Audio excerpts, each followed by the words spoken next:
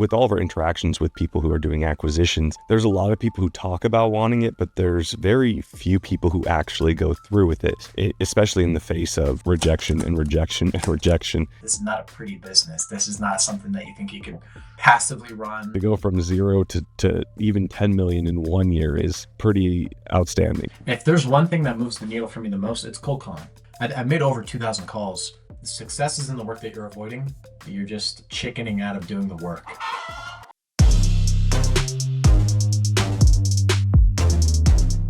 Welcome back to Jackquisitions. Today we have an awesome operator here. He just bought his own plumbing business out in Denver, Colorado.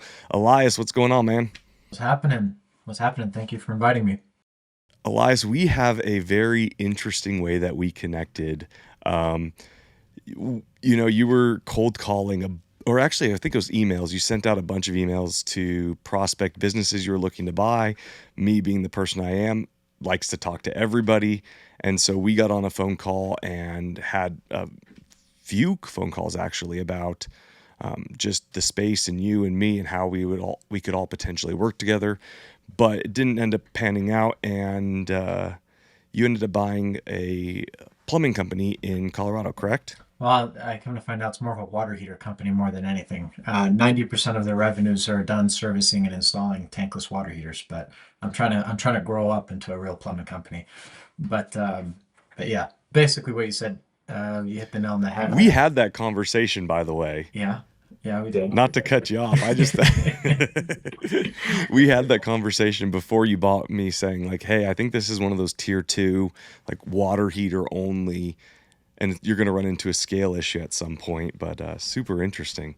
Yeah. Well, now I'm here. Now I gotta find a solution. So, but no, when I first contacted you, I was just cold calling operators throughout the country every single day, from literally Long Island, New York to some place in California. I was looking all over the nation, and I think I tried calling you. My normal default is to call, and if I can't get through, I'll send an email or a text message. My answer is I'll get a yes, I'll get a no, but I'm not going to tolerate no answer. So until somebody tells me to F off or they tell me a yes, I'll keep harassing them. So, but yeah, that's how we connected.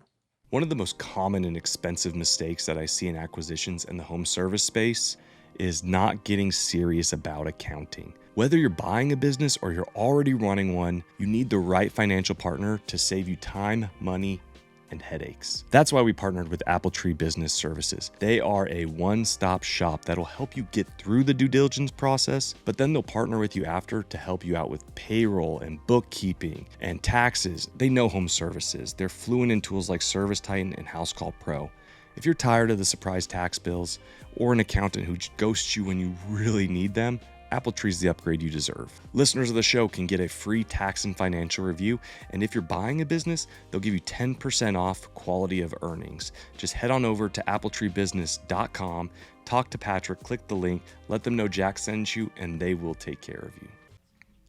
Yeah, one of the reasons I actually fielded your call, though, was really interesting. You did an amazing job of A, reaching out to me from a personal level, but B, you also had a decent backing in terms of you had gotten in touch with some amazing ex-operators who were willing to be a partner in your business. Can you talk about, like, scrolling back to how that all started from your exiting your previous industry and then going into, I don't want to ruin it for the audience, going into where you are now? Sure. So yeah, this is not my background. I could spell HVAC. I could spell plumbing. That's about the extent of my knowledge. And I'm only 24. So it's not like I'm not terribly old or anything like that. I'm still pretty young. Most people look at me like I'm a child. I basically, if I rewind the clock enough, when I was 21 years old, which was literally only 3 years ago, I was selling appliances at an appliance store in Phoenix, Arizona. And I was bitten by the bug to want to go out and acquire businesses, entrepreneurship through acquisition, and I used to read a ton of Warren Buffett biographies and stuff growing up. And so I was always fascinated by the subject. But when I was 21, that's when I finally wanted to pounce on it. So I ended up quitting my job, and I owned some real estate at the time.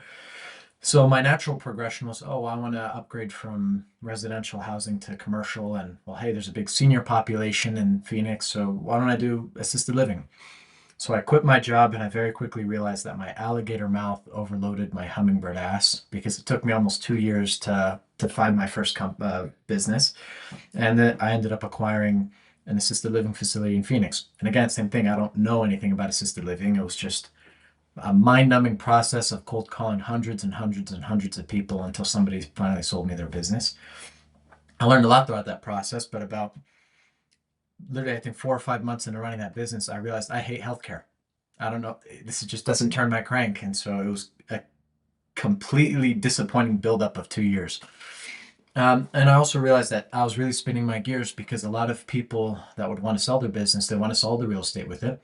And people were holding on to property values from 2020, 2021, and COVID decimated that industry. So, just a mortgage on the property was more than most of these businesses were making. So I just felt like I was wasting my time and I was getting really irritated.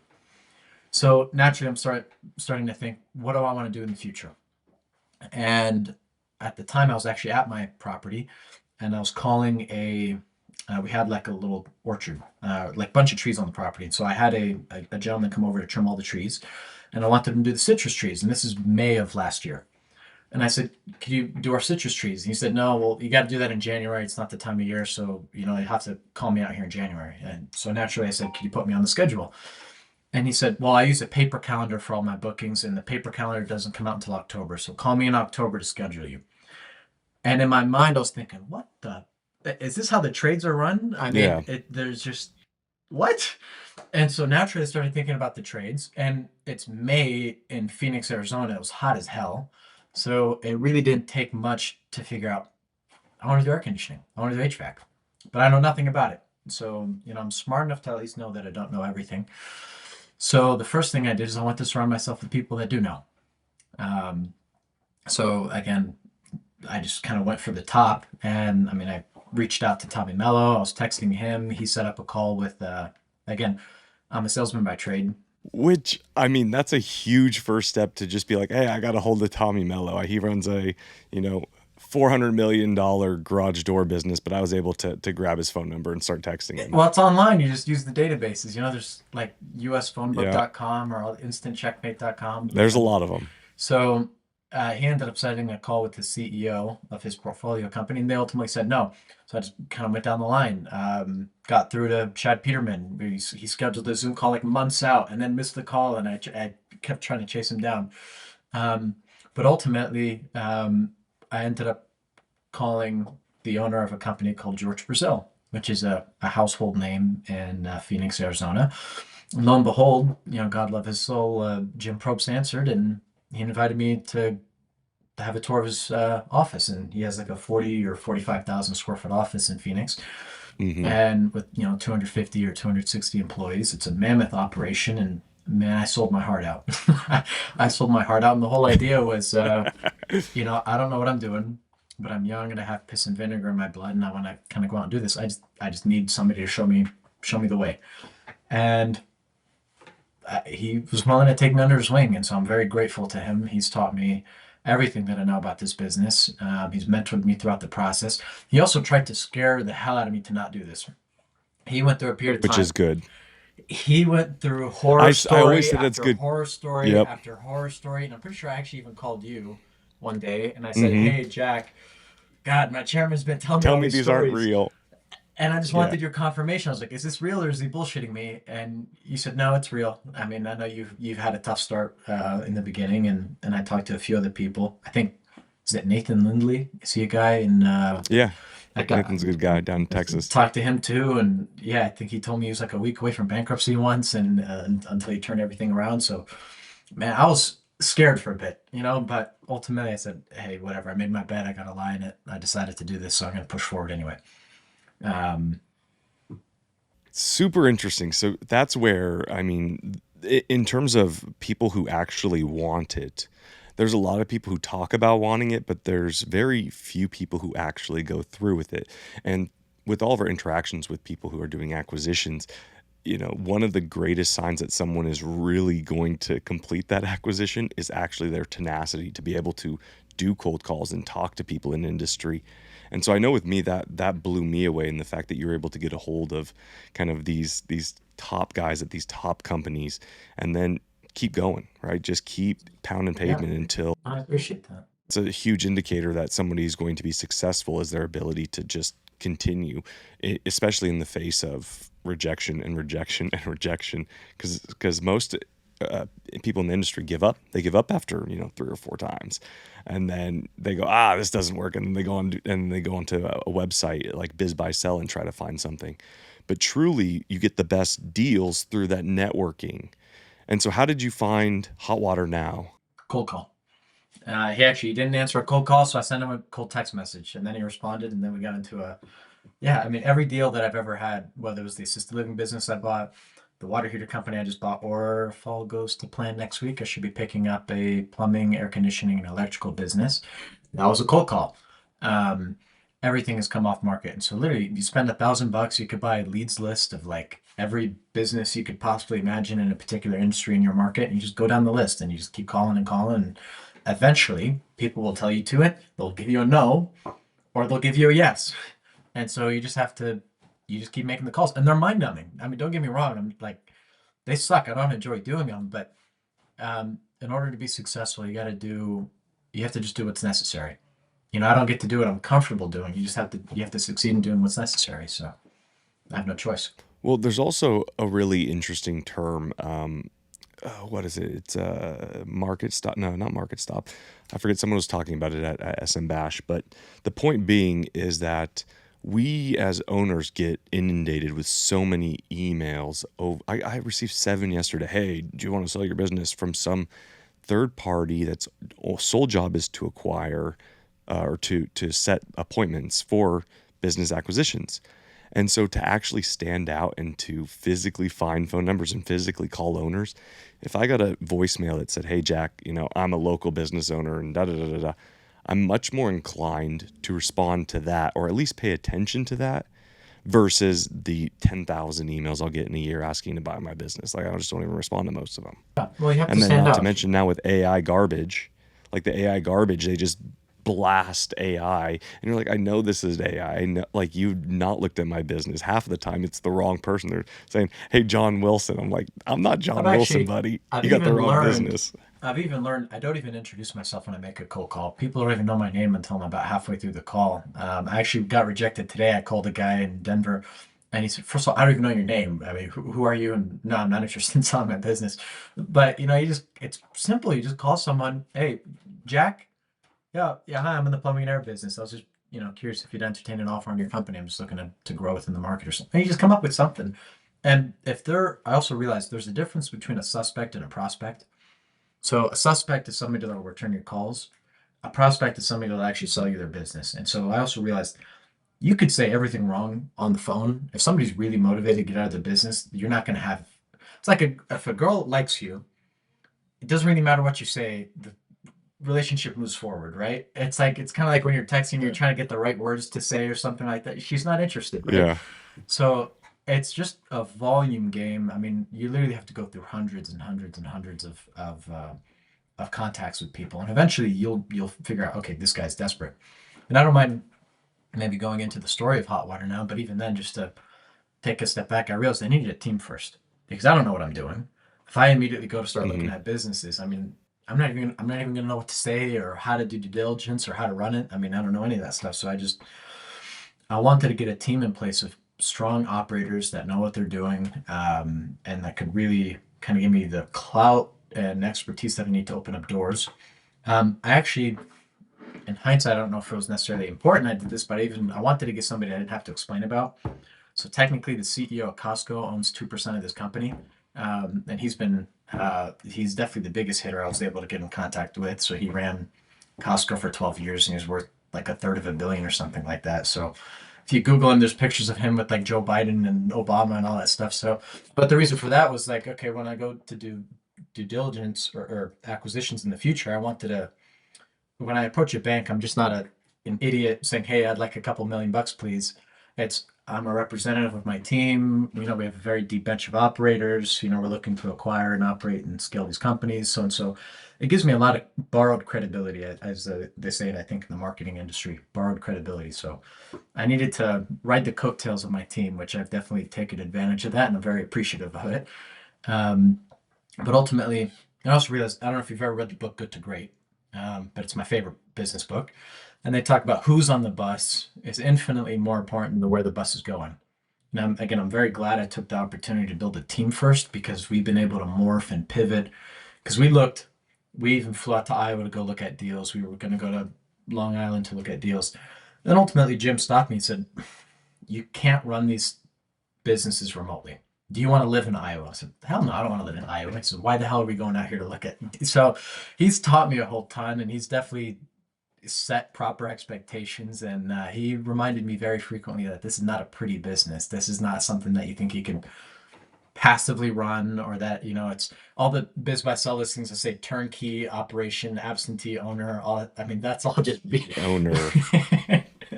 that's all Never true. BS. That's all BS. So Yep. he taught me a lot. But ultimately, I realized I wanted to live in Colorado, because I was sick of Arizona and I wanted to move out there. So I just I said, okay, I'm just gonna look in Colorado, and that's all I'm gonna do. And I just need to turn over every rock in Colorado, and eventually I'll find a deal. So like I mentioned, I just bought a leads list of every home service business in Colorado, and I just started making my way through it.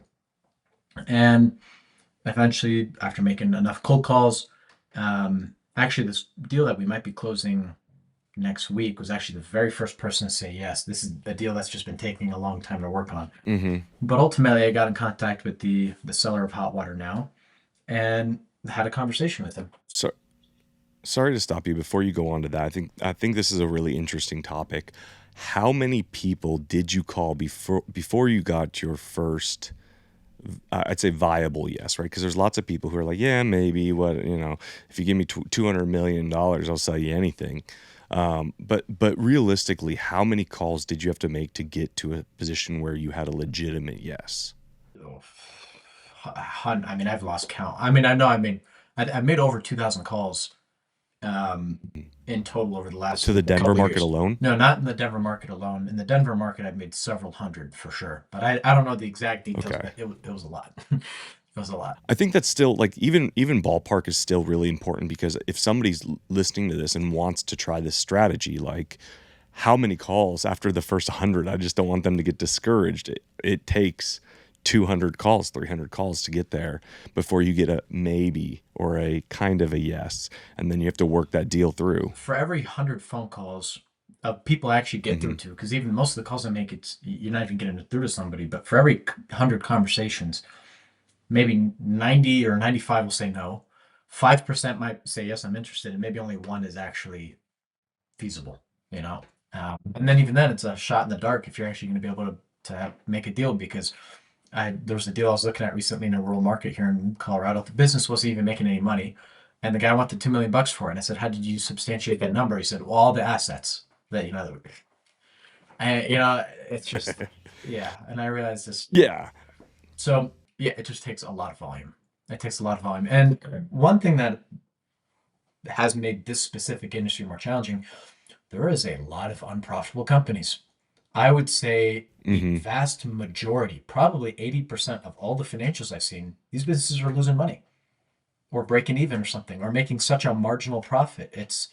You're either really successful and you're growing and you're scaling your business, or you're just one of another million chuck in a truck contractors or something. And almost all of them have the same problems, where their payroll is out of whack, their pricing is too low. It's almost comical. It's a broken record. I keep seeing the same thing over and over and over again. I'm sure you guys Very see that a accurate. lot. Yeah, it's very commonplace, and one, because it's an old fragmented industry, in the sense that 10 years ago the trades had very little help. They had very little focus. There was no CRM systems. There was no, this is all the growth that we've seen in some of these big companies like Peterman Brothers. They've only happened in the last 10 years. Hoffman Brothers last 10 years, John Wilson last 10 years. It's this last 10-year segment that it has seen the actual growth and kind of maturity of the industry itself. But yeah, we see that a lot. Or that it's so small and it works for one owner, but there's no systems in place to make it viable under volume, and then they still want $1 million for it. That's generally the number's always 1 million. It's always seven, or was it 6 figures? No, 7 figures. Always 7 figures, no matter how big the business is. Yeah, absolutely. It's a vanity thing, it feels like. And basically the narrative that I actually use this when I prospect, deep in conversations with people, but it's very accurate. Most business owners in this market are people that are either a master plumber, master HVAC tech, master electrician, excellent at the trade. One day their boss pisses them off. They say, F you, I'm not doing this anymore. I'm gonna be my own boss. I'm gonna go work for myself. They go they buy a white van, they put so-and-so LLC on it, and they say they're in business. And because they're great at the trades, they're naturally able to start picking up work. But they're not business people. They're terrible at marketing or managing people. They don't know how to market a business, and HR, legal. They struggle with all that stuff. And so just naturally they start building up a business, but they still have this mindset of just, it's like the E-Myth talks about it. They're excellent at the actual trade, but they're not good at running a business. And so you see this whole proliferation of these small contractors that are $1, $2, $3 million contractors. A lot of them don't even get to 3 million because I was gonna say sub 3 million. Yeah. Because, and Jim says it great. He says there's only so much you can blow up the balloon. These people don't realize the idea of scaling and delegating and building systems, because if a business is not dependent on a system, it's dependent on a person. There's only so much you could do. These people are control freaks also. They're involved in every part of the business, and they're not good at everything. So you see a lot of these businesses, and then the same people that are wanting $1 million for the business, it's the man doing all the work, and maybe his wife does the bookkeeping and accounting and all that, and they both want to depart. They want all their money up front, and they want to depart, and they're the ones that do 80% of the work in the company. It's like, what? It doesn't make any sense. So probably one of the most important decisions you can make in your ETA journey is which SBA lender you are going to pick. A lender who will be in your corner to get you closed on the deal, as well as set you up for future expansion. That is why we partnered with Alan Peterson from First Internet Bank. He and his team take a how can we approach, as well as I personally know they specialize in home service acquisitions. Mention the show or my handsome bald head and receive a reduced good faith deposit, as well as a detailed deal review and maybe even a buy-side pre-qualification. No strings attached. Head on over to alanfib.com. That's ALANFIB.com, or click the link below to get connected. And so let's move on to hot water. I mean, that's all actually amazing information for everyone listening. But in respect of time, I really want to get to this first deal in hot water now. So you buy hot water now. Was it one of these companies, or was it $5-10 million? No, monster? so I'll be very candid with. We were in the words of my chairman, we're opportunistic, and we saw an opportunity that we jumped on. That I'll just explain it. Also, started cold calling. Got through to the owner of this company. Asked him if he was interested in selling. He said he was possibly interested. So I end up getting his financials. I have a meeting with him, or I have a meeting with him first. Talks a bit about the company. Then he sends me his financials. I take one look at it, and I'm like, what is this? I mean, it's just $1 million contractor that wasn't really making any money. In fact, I'm pretty sure he lost like $100,000 or something on $1 million, right? It's just, what is this? So immediately, 5 minutes after looking at the P&Ls, I sent him an email and I said, I'm sorry, but this doesn't really work for us, and I passed on it. Yeah. Then a few days later, he comes back and I get a text message, and it says, well, hold on, I think we should still talk or something. So naturally, I realize this is somebody that's motivated. So I take maybe a little bit of a deeper look, and I have another conversation with him, and then I call my chairman and I start kind of walking the deal with him. And he told me a story. He told me a story actually when we first started working together of an acquisition he made several years ago. It was like, it's not a small company. It was like a $6 or $7 million contractor, but they weren't making any money. The business grew way too quickly and started like almost imploding on the seller. And he was just so stressed out. He like almost was going to have a croak. He was going to croak. He just wanted to get out. And he was one of Jim's training clients, because Jim runs a company called SBE, which is just kind of a training platform. And so it was one of his contractors. So naturally he approached Jim and said, I can't do this anymore. And Jim wasn't in a position at that time to want to buy a company, but he saw the opportunity. So he basically proposed an idea to sign a management services agreement to basically allow him to manage the business with the right to buy it in the future. Now, Jim is experienced. He has all of the clout to be able to pull that off, but that was in my mind. And so I just kind of threw a dart in the wall with this one and saw if it stuck, and it actually did. So I started talking to the owner of Hot Water Now, and I told him, hey, your business isn't really investable, but I see a big opportunity. I know you have a great team, and I know we could grow it. It's just it needs to be cleaned up a little bit. And so I just kind of pitched him on this idea of like, well, I don't mind coming in and operating the business with the right to buy it in the future. And the reason I'm saying all this is because he actually gave us access to his QuickBooks account, and I realized there's just spending problems. It wasn't even that the business was necessarily losing all that money. When I see a $5,000 Norwegian Cruise Line expense and Amazon expenses, personal piggy bank. Yeah, I was like, I don't know if this business is actually losing money. I think it's just fiscally mismanaged. And obviously the basic stuff like pricing is too low and all that type of stuff. So to make a long story short, we ended up signing a deal where I am effectively the owner of the business. I have sole control of the bank accounts. I have complete operational authority. Technically, I'm not the owner. I have the right to buy the assets anytime during the next 3 years at a price that's fixed to the outstanding liabilities on the balance sheet. So if I even pay down the debt in the future, that my kind of price drops. And so since we've been here, we closed February 4th. By the time we finished up the month, February 28th, we were in the black because I just went through and cut every expense that was like, it's just no more personal piggy bank. Yeah. So once I took away all the credit cards and shredded them, and increased pricing and started putting a lot of focus on how do I get the guys to sell more and incentivize them, I started paying commissions. For the first month we were there, I told everybody, I'll pay you your hourly rate or commission, whichever is greater. And lo and behold, almost all of their paychecks have been better with commission. So they're starting to kind of see they see the light now. I'm helping them sell more.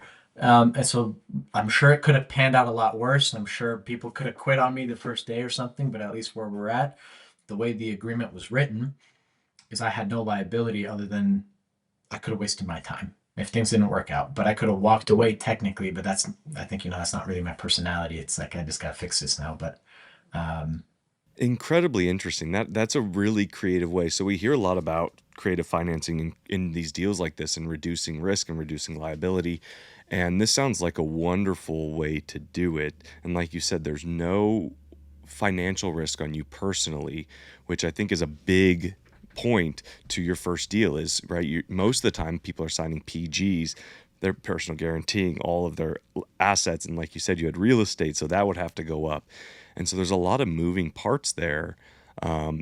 But I think that's a really interesting way of looking at a deal that might not pencil from a debt to service income ratio standpoint, but from a seller financing, this isn't even seller financing. This is just like seller. It's really giving and management fees. Yeah. So then how does the seller? They gave up. Did he have to pay for that? The seller is, or you have to pay him for that. Okay. So basically, in an agreement like this, the seller becomes an employee of the company, and you still want to keep them because they typically hold the licenses and all that stuff. But at least kind of where I sit is I have kind of the trump card, if you will, in the organization. I could operate it as I please. I have full control over the money. I could allocate it however I want. But again, the general idea is just to grow the business as much as I can, get it profitable, get it scalable, and then from there at some point get a loan and refinance their existing debt. Yeah, that makes sense. So he gets paid a little bit down the line, but with the idea that you come in and operate it better, and so he should make it sellable in 2 years. In this particular case, when I buy it, he wouldn't actually be walking away with anything other than having his liabilities taken out. And just to give you an idea, so in 2024, the business only did $1 million in revenue. We're operating at like $1.5 million company at the moment. And if all goes to plan, I'm leveraging the exact agreement I just did to do another deal with the exact same structure. And so there is a $2.4 million plumbing, heating, and electrical business 15 minutes down the road from me that we're just finished up the contract with. So we'll probably get it signed probably this week. Once we close that, we should be sitting around $4 million. No money down, no financial risk. technically all the risk is still on the seller, but I don't want to come across like I'm swindling these people or anything like that. They're lawyered up. They know exactly what they're getting into. They're just Yeah. burnt the heck out. They're tired and they want somebody to just kind of help them. And the reality is if you're running a $5 million operation, making $1 million a year, you're going to command a pretty nice paycheck, right? At closing. Which, I mean, this is all why John and I call the $1 to $3 million range is like owner hell. Because the minute that they start hiring employees and start trying to do marketing and they sign up with all these garbage agencies, they're just throwing their money down the drain in their net. They start to see it shrinking. And then they get to a point where they're just going, I'm running on $60K a year salary and like $10K in net swings that could bring me to the point of bankruptcy and lose my house and lose all this stuff. Yeah. So I want to be clear, like there is a very large space for these kind of deals because the benefit is, hey, this has been run so poorly and levered up so hard that the other outcome for a lot of these owners is bankruptcy and complete 100%. loss. 100%. So, I mean, somebody coming in with an experienced operator, experienced team with a turnaround month 3 of buying or doing a manager agreement with this other business. I mean, there's a big draw to a lot of people. I mean, there's benefits for both parties. I mean, if you look at it from their perspective, they're running an unprofitable business that has debt. And like you said, the path is typically bankruptcy at some point. You can't really sell a business like that, especially if it is poorly run to the point where you are the guy wearing all the hats, doing everything. You're not going to really be able to sell that business. It's not saleable. There's no value to it, right? People, a business that's independent from the owner and a business that serves the owner as opposed to the owner serving the business, that's one that's attractive and saleable, right? And so they're just kind of stuck with this albatross around their neck where they got to bankrupt themselves to kind of get out of it. So from their perspective, they have a knight in shining armor coming in to kind of save the day. And from a buyer's perspective, it's very attractive where, yeah, you're maybe picking up an ugly duckling, so to speak, but all you're putting in is sweat equity as opposed to real equity. And so it becomes very attractive monetarily once you get in and you actually operate the business. And so, and to us, obviously, with this next deal, that'll really kind of get us to the critical mass that I think that we need to be able to really start to grow this. So, I mean, the moment we ink this, we'll be sitting around 4 million, and the goal is to get to $10 million by the end of the year, and that's going to be done through obviously acquisitions. And then I used to say organic growth, but I'm copying my chairman. He taught me he uses growth through execution because that's really what it gets down to. I mean, people to be profitable or unprofitable, it's just executing on the basics. Are you pricing appropriately? When you go to a house, are you going straight over to the water heater and fixing the problem and getting out? Or are you slowing down and building a whole ticket? And it's just all the basics. So, We talk about that a lot in owned and operated side of the business is what you hit on is one of the keys is there's a difference between you came in with the team with a very, very experienced individual who understood how to grow an HVAC company. But from the other side of the coin, right, there's so many small contractors that just don't know how to price. They don't know what sales is. They've never gone to a Next Star training or an SBE training or a certain path training. And so it's a very, tumultuous first couple of years for them as they try to grow. But very cool. I mean, so you're going to get with this second acquisition, you'll reach enough velocity to get through the quote unquote owner's hell point. You'll be in the 5 million range, which should offset enough money to grow organically if you wanted, but your goal is to hit those phones some more. Yeah, so the goal is to end the year at a $10 million run rate and then the next year at 27 million. And my chairman asked why 27, and I said I want more millions in revenue than years on hold. So that was kind of the whole idea behind 27 million. But yeah, this is all I obsess Some ambition, man. No, thank you. I know that's awesome. I mean, we have the same goal, not 27, but we're 20 million, but we'll do it in 7 years is our goal. So, I mean, for anyone listening, to go from 0 to even 10 million in 1 year is pretty outstanding. So that's why I had to get you on here. I knew you're an awesome operator and you've been doing a great job so far. So I know everybody had to hear this. No, I appreciate it. And I'm not going to take credit for anything. If I were to take my shirt off and turn around, you'd see a footprint on my back from my chairman's boot, just kind of being pressed against it. So I have a lot of pressure on me from my team, but that's what I enjoy. So, again, I don't pretend to know anything. I'm very grateful to my team because they've taught me everything. And so, I mean, if I could give one piece of advice to anybody, go out and find people. I mean, if your goal in life is to be the best chef you could ever find, go find a Michelin star chef and go, train and learn from them, right? Just find somebody who's been there and done that and has achieved the things that you want to in a very meaningful way, and copy them, learn from them. I mean, they'll mentor you, and you got to ask. You got to ask. And so, I just Step one is to buy a list of all the Michelin star chefs. Step two is then to Call. repeatedly call and text them until they either tell you yes or no. Oh man, that's crazy. You go out and find people, Is there any point where you are going to remove yourself? Because I think this is an important distinction, right? Is that there's a lot of people out there doing a similar strategy, but the key difference is that they hire somebody else to do the calling. It's somebody in the Philippines, or it's Doesn't work. overseas, Doesn't or work. Doesn't yeah, work. If you want the best results, you got to it do it has to yourself. be you. You can't get an Indian telemarketer or someone from the Philippines to do it. Your success is in the work that you're avoiding, and you're just chickening out of doing the work Hmm. by trying to outsource it. You're not being smart. You're not. That's if there's one thing that moves the needle for me the most, it's cold calling. That is the single. Like, if there was the highest and best use of my time, if I just locked myself in an office for 8 hours and I said nobody's allowed to disturb me and all I'm doing is cold calling, that will be the thing that will move the needle the most in the company. Because that's how I could pick up another $3 million in revenue with another deal or something like that.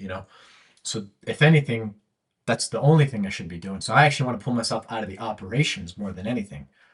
Now, the only reason I'm involved in the operations now is, first of all, obviously, being ugly duckling turnarounds, I have to be I have to kind of put a lot of attention towards this. But also, I'm just saying I have to earn my stripes. So I have to kind of go through the phase where I have to cut my teeth, earn my stripes. I need to learn the business. I need to know what it's like to go out in the field and put out fires and do all that type of stuff, because I'll learn throughout the process, and I'll also earn the respect of my team because they know that I'm willing to actually be there with them. Anytime they call me, I'm there for them. But in time, I do want to pull myself out of the operations and focus solely on growing the business. How can we find the next deal? Where can we get capital? All that type of stuff. Yeah, I do have this one's an interesting one for you. A question is, at some point there's going to be diminishing rates of return, right? So I've seen this with John's business. John bought a bunch of businesses in circa 2020 to 2024, and he's grown this, $30 million monster. A $1 million business now doesn't move the needle for him. A $3 million business really doesn't move the needle for him, especially when you look at the debt that would require to get. Putting that into a marketing system or something would drive significantly more value. So at what point do you see the acquisition channel that you're working on? Because you probably could get to 27 million doing solely acquisitions, but at some point there's going to have to be some switch to focus on organic. Yes. This is one of those things where, if you get the right partners, it'll morph over time, right? And so, luckily, having the blessing of, actually, I have two partners. One operated a $60 million company and one 50. When the time is right, they start to drop new information and show me, okay, now you've got this problem. So I know a lot of this stuff will happen over time, and I realize, let me create those problems first before worrying about it. So let me get to that size and then figure out how to crack through it. But I ultimately do want to write a check and buy a $10 million operation or a $20 million operation. So I do want to scale that up. And so, to me right now, I am picking up the low hanging fruit until I build something that is spitting out enough cash and we've kind of built our well-oiled machine where now we could just continue to scale it organically or through executing. And then from there, yeah, there's a million ways to do it. One of the things I've even been thinking about is, maybe we grow to a certain scale where we get to 20, 30 million and then break into a new market. And instead of trying to take the $30 million company to a $60 million company, I would argue that that's almost probably harder to go from 30 to 60 than to maybe go up into a new market and take a $5 million contractor and start blowing that up. And also, the more you scale, you're actually taking on a bunch more overhead. Your margins start to shrink. When you're running a $10 million operation, you could probably maintain a 20-25% margin. You can't really do that on 50 million. You have so much more overhead. You have so much more expenses as well. And I actually saw an operator recently. They're doing $80 million from 8 locations. They have 8 different geographical locations at 10 million, and they're able to maintain pretty nice margins doing that. So again, I don't know if you agree or disagree with any of that stuff. Bottom line is, I don't really know the answer. I'll figure it out in the future, but just I don't know. What will be the coolest thing is to go back in 2 years and listen when you actually get there. You hit your 27 million, you start trying to go to second, third location, you listen, or you say that was absolutely silly of me to even ever say that, and I'm just going for that 80. And so that's the cool part about doing these things is you actually get to look back at some of the old sayings and ideas that you had at the time, and then rehash them.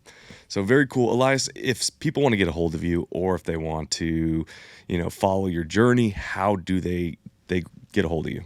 Well, you could either find me on LinkedIn, or you can go to our parent company's Frost and Flow. So you could look that up. I mean, we're actively buying in the Colorado market. So if anybody happens to want to exit or something like that, but look me up, Elias Youssef. I'm on LinkedIn. I respond to all my messages. If you just send me a message or something like that, I'm happy to have a conversation. Perfect. That was Elias Youssef, and we will link his LinkedIn in the description below. So go ahead and take a look for him there.